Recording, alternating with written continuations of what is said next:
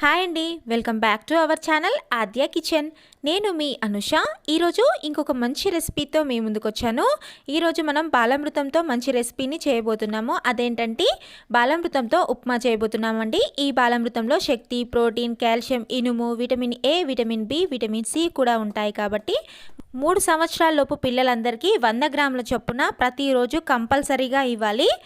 ఇక లేట్ చేయకుండా ఈ బాలామృతం ఉప్మాని ఎలా తయారు చేసుకోవాలో వీడియోలోకి వెళ్ళి చూసేయండి.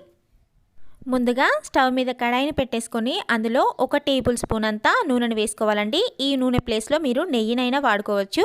ఆ తర్వాత 2 కప్పుల బాలామృతం పిండిని వేసుకోవాలి.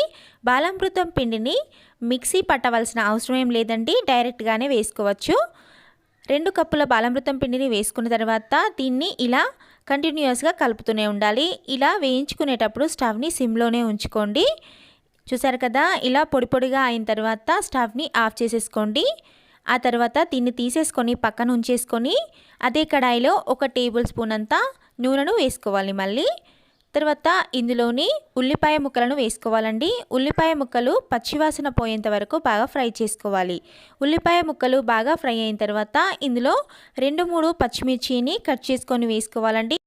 పచ్చిమిర్చి కూడా బాగా ఫ్రై అయ్యేలా వేయించుకున్న తర్వాత ఇందులో 1 రెమ్మ కరివేపాకును ఇంకా కొంచెం కొత్తిమీరను కూడా వేసుకొని ఇంకొకసారి బాగా ఫ్రై చేసుకోవాలి. ఆ తర్వాత 1 టమాటాను సన్నగా కట్ చేసుకొని వేసుకోవాలండి. ఈ టమాటో ముక్కలతో పాటు మీరు క్యారెట్ని కూడా వాడుకోవచ్చు.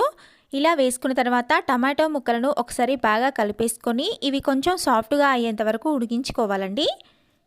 చూసారు కదా, టమాటా ముక్కలు ఇలా సాఫ్ట్గా అయిపోయిన తర్వాత ఇందులో మనం వాటర్ని యాడ్ చేసుకోవాలి. 2 కప్పుల బాలామృతం పిండిని తీసుకున్నాం కాబట్టి 2 కప్పులే నీళ్ళని తీసుకోవాలి. మనం మామూలుగా చేసుకునే ఉప్మాకైతే డబల్ తీసుకుంటాం కదా, ఇక్కడ బాలామృతం పిండితో చేస్తున్నాం కాబట్టి 2 కప్పులకి 2 కప్పుల నీళ్ళైతే సరిపోతాయి. ఇలా నీళ్ళని వేసుకున్న తర్వాత దీంట్లో కొంచెం ఉప్పును వేసుకోండి. కొద్దిగా ఉప్పును వేసుకున్న తర్వాత ఉప్పు కలిసిపోయేలా ఒకసారి కలిపేసుకొని ఈ నీళ్లు మరిగేంత వరకు వెయిట్ చేయాలండి.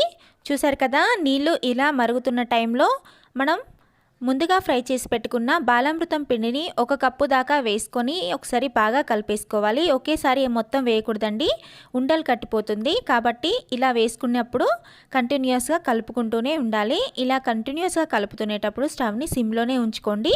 చూసారు కదా, ఇలా పూర్తిగా కలిసిపోయిన తర్వాత మూతను ఉంచేసుకొని 1-2 నిమిషాల పాటు ఉడికించుకున్నారంటే సరిపోతుందండి. 2 నిమిషాల తర్వాత చూసినట్లయితే ఉప్మా పర్ఫెక్ట్గా సిద్ధమైపోయింది. దీన్ని మీ పిల్లలకు నిరభ్యంతరంగా పెట్టొచ్చు. ఇంట్లో మీరు కొన్ని డ్రై ఫ్రూట్స్ని కూడా యాడ్ చేసి తినిపించండి. చాలా బాగుంటుంది. ఇంకా చాలా హెల్తీ రెసిపీ. ఈ రెసిపీ మీకు తప్పకుండా నచ్చుతుందనే అనుకుంటున్నాను. మీకు కనుక నచ్చినట్లయితే దీన్ని తప్పకుండా ట్రై చేసి మీకు ఎలా వచ్చింది అనేది కామెంట్ చేయండి. ఈ వీడియోని లైక్ చేసి షేర్ చేయండి. ఇలాంటి ఇంకా ఎన్నో మంచి వెరైటీస్ కోసం మా ఛానల్ని సబ్స్క్రైబ్ చేయండి. పక్కనే ఉన్న బెల్ ఐకాన్ని ప్రెస్ చేయండి. అలా అయితేనే మేము ఏ వీడియో చేసినా మీకు నోటిఫికేషన్ రూపంలో ముందుగా మీ మొబైల్కి వచ్చేస్తుంది. Thanks for watching. Bye bye.